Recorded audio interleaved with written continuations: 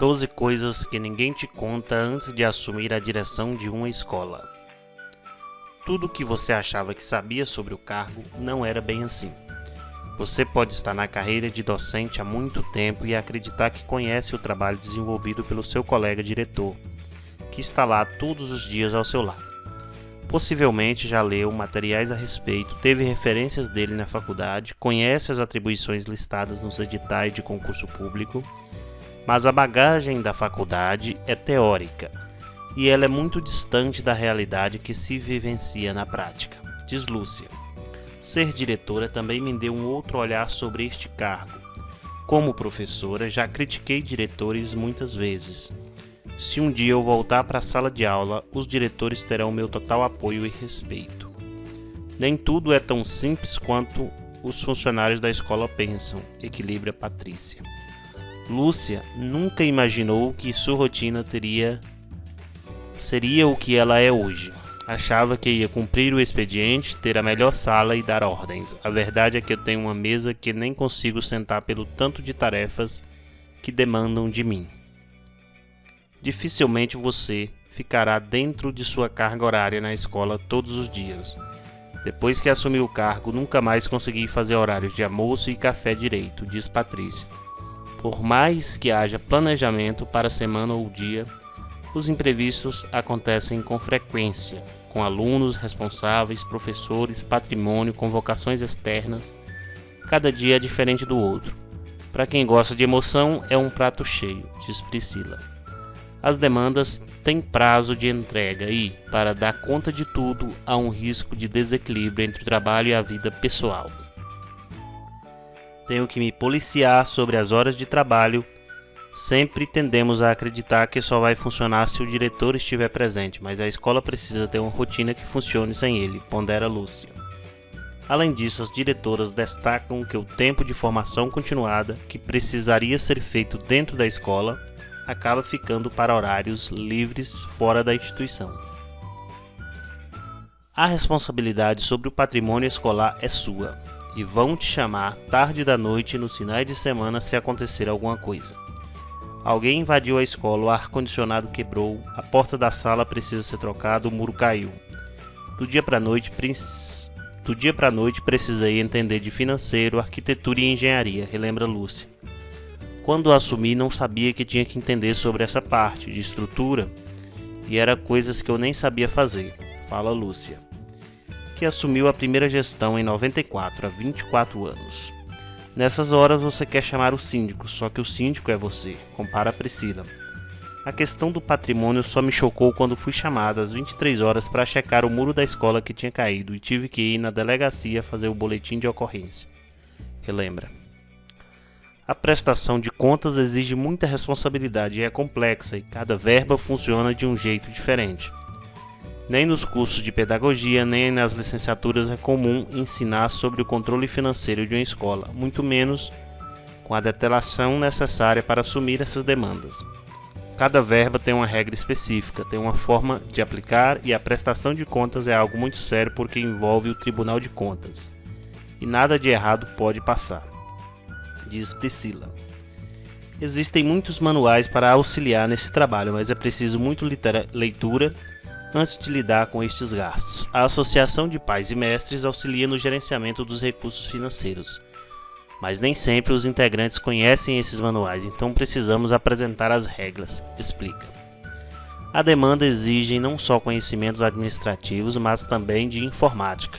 Foi aí que eu descobri que era péssima com as planilhas do Excel, confessa Patrícia.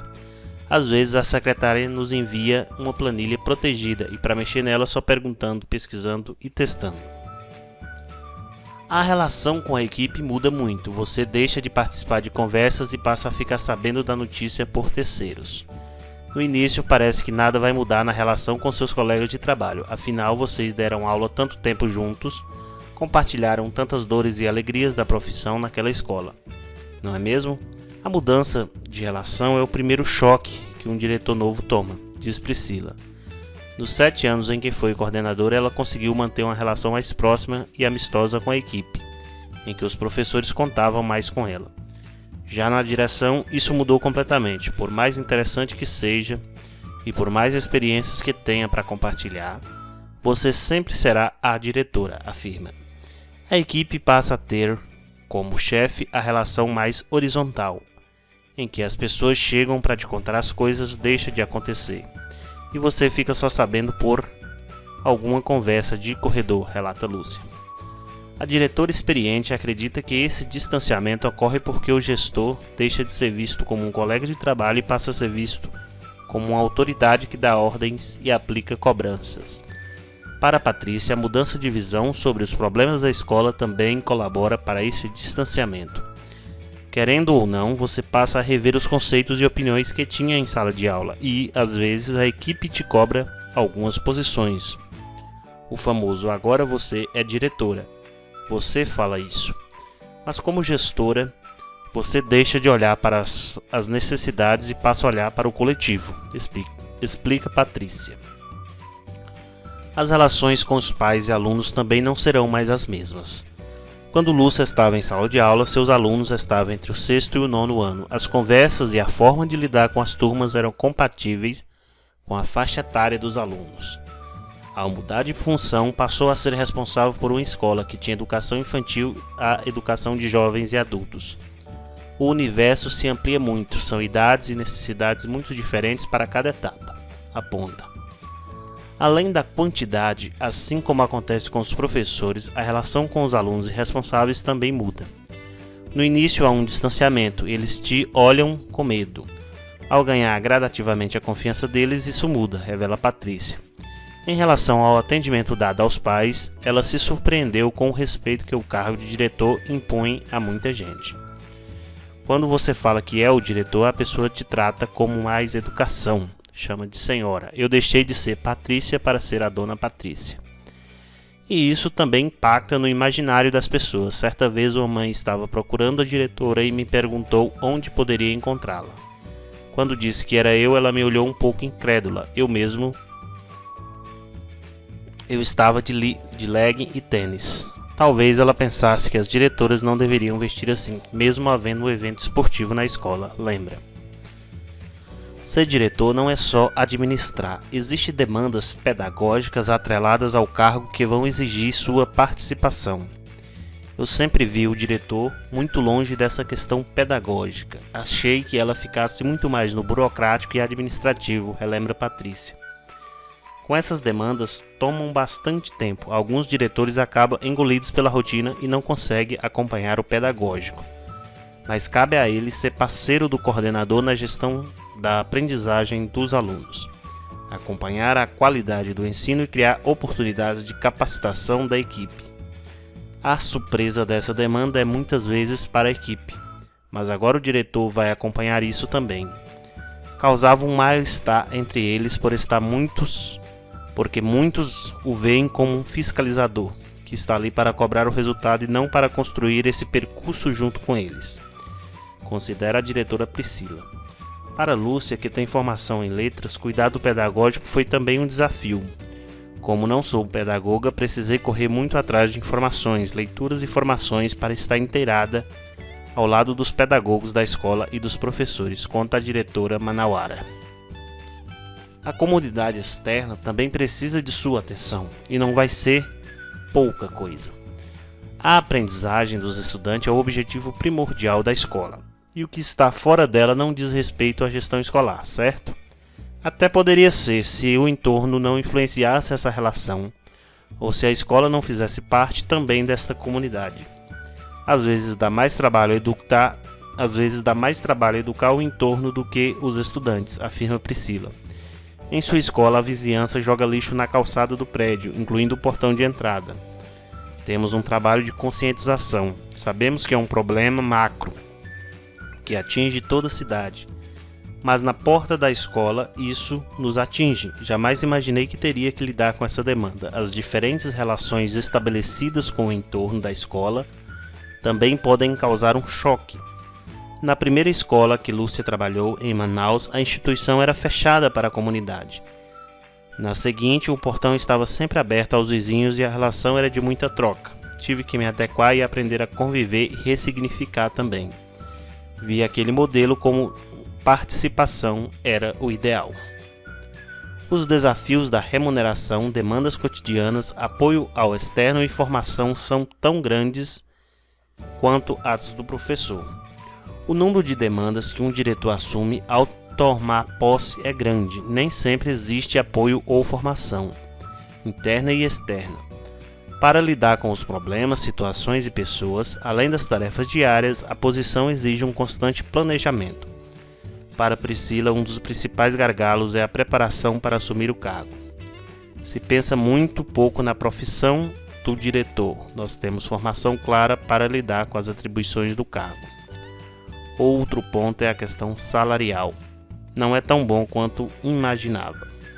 A verdade é que o salário não acompanha o tamanho dos aumentos das responsabilidades, afirma Patrícia. Ser diretor é um ato solidário. Diferentemente do professor, não existe um parceiro que compartilhe as mesmas demandas e problemas. Quando você está na sala de aulas, há muitos colegas compartilhando os mesmos desafios que você. Quando assume a direção, é só você. O sentimento é de solidão, isolamento e até angústia. Por mais que você tenha um grupo de colegas, diretores de outras escolas, no dia a dia é diferente. Por mais que possamos pedir a opinião para a equipe, não é o mesmo que vivenciar na pele os problemas. Às vezes você tem que fazer escolhas difíceis, trazer apontamentos ou orientações para um funcionário, relata Patrícia. Para Lúcia, como se a relação fosse um cabo de guerra, de um lado tem a escola puxando toda a corda, do outro só você. A gestão democrática ajuda a tirar um pouco do peso dessa relação desproporcional, mas ainda assim somos muito cobrados por todos os atores e situações da escola, diz. São tantas demandas burocráticas que você perde a conta de quantos documentos assina por dia. Para quem não tem intimidade com a prática de administração, ser diretor traz a impressão de se resumir a delegar tarefas para a equipe, acompanhar o andamento das demandas, corrigir o que está errado e consertar o que não está funcionando. Enfim, organizar tudo e todos. A verdade é que além dessas ocupações, a papelada domina a mesa, gavetas e armários da sala do diretor. Orçamentos, projetos, solicitações, autorizações, prestações de contas, relações de bens. Toda essa burocracia das documentações é essencial para o funcionamento da escola. Não há como escapar delas. Sem contar que muitas tarefas contam com prazos inegociáveis, como a prestação de contas dos programas governamentais. Eu não saberia enumerar em quantos documentos coloco o nome e assino por dia, confessa Priscila. Você vai precisar de um bom sistema para controle escolar. É fundamental que você tenha um programa de controle escolar para automatizar a maioria das tarefas. Para este segmento de mercado, indicamos o software RP Controle Escolar. Com ele você poderá fazer absolutamente tudo o que for necessário dentro da rotina da escola. Desde nota, boletim, frequência, documentos, estoque, patrimônio, livros, planejamentos, caixa, cantina e tudo mais. O RP Controle Escolar é um software completo para gestão escolar, emitindo automaticamente todos os documentos necessários de sua escola. É um sistema essencial para qualquer instituição de ensino. Na descrição desse vídeo deixaremos o link para você conhecer melhor o RP Controle Escolar.